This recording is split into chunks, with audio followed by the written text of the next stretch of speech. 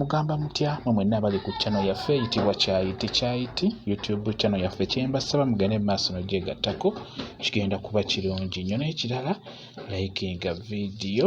Olunaku olwaleero njagala twogere ku nsonga ne mwami gwe bayita omwami Lwasa. Okusookera ddala waliwo akatambi akaali katambula ak'obuseegu akataali kalungi kubeera ng'olaba, naye ekintu eky'obulabe ekiri mu nsonga eno mmwe abakyala mmwe kye mulina okuyigamu, mmwe abakyala abali ku channel yaffe eno Kyayiti, kye mulina okuyigamu kikuba ensonga nga zino we ziba zizze ku social media oba mawulire, mmwe abakyala mulina kuyigamu. Kati ensonga ng'eno ey'akatambi ak'obuseegu okubeera ng'omuntu ng'oyo ebifaananyi ne bivaayo eby'obuseegu n'obiraba ku social media, okusookera ddala biswaza nno, ekyo mbabuulira mmwe abaana abawala, biswaliza ddala. Kati n'olwekyo mmwe abali ku channel yaffe eno Kyayiti, mmwe abaana abawala mugezeeko okulaba nga mubeera siriyasi. Omusajja bw'abeera ng'akwebaseeko kubanga agenda kukwebakako, tokkiriza musajja kukwata nga muli mu kwekola. Ekintu ekyo kya bulabe nnyo nnyo nnyo. Abaana abawala ekyo mulina okkirekeraawo. Nkimanyi bulungi nti abasajja babakaka nnyo okukola ekintu ekyo, ate nammwe ne mukkiriza. Olina kutabuka, oba okitegeera, olina kutabukira ddala. Tokkiriza musajja kukuba bifaananyi nga muli mu kwekola oba kukwata ka vidiyo konna. Ekyo nkikubuulira, kuba omusajja wakukwata ka vidiyo kimanyi kagenda kusigala mu ssimu ye. Budde bwonna mujja kufuna obutakkaanya, ajja kkateeka ku mikutu egyo egy'enjawulo.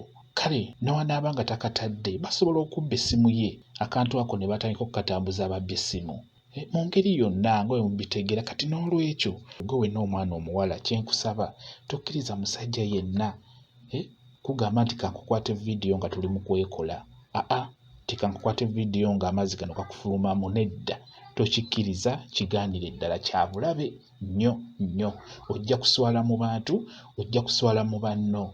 Nga bwe mukimanyi nti ate obeera okyali mwana muto wano, myaka 25, myaka 18, mu maaso eyo tomanyi ky'ojja kubeera. Obuntu obwo bukwekebwa ne buterekebwa, osobola okubeera ow'amaanyi mu ggwanga ne batandika okukuswaza mu maaso eyo, ne bikuswaza, oba okitegeera. Kati n'olwekyo ebifaananyi ebyo by'obuseegu ne bu vidiyo obwo bwe mwekwata nga mwekola bya bulabe nnyo, temuddamu kubeera nga mubukwata.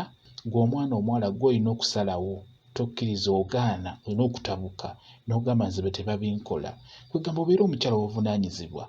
Bwe kityo bwe kiri. Njagadde mbeere nga mbannyonnyola ku nsonga eyo. Kyenjagala, njagala nnyo mu abaana abawala kwegamba mutambule n'okumanya.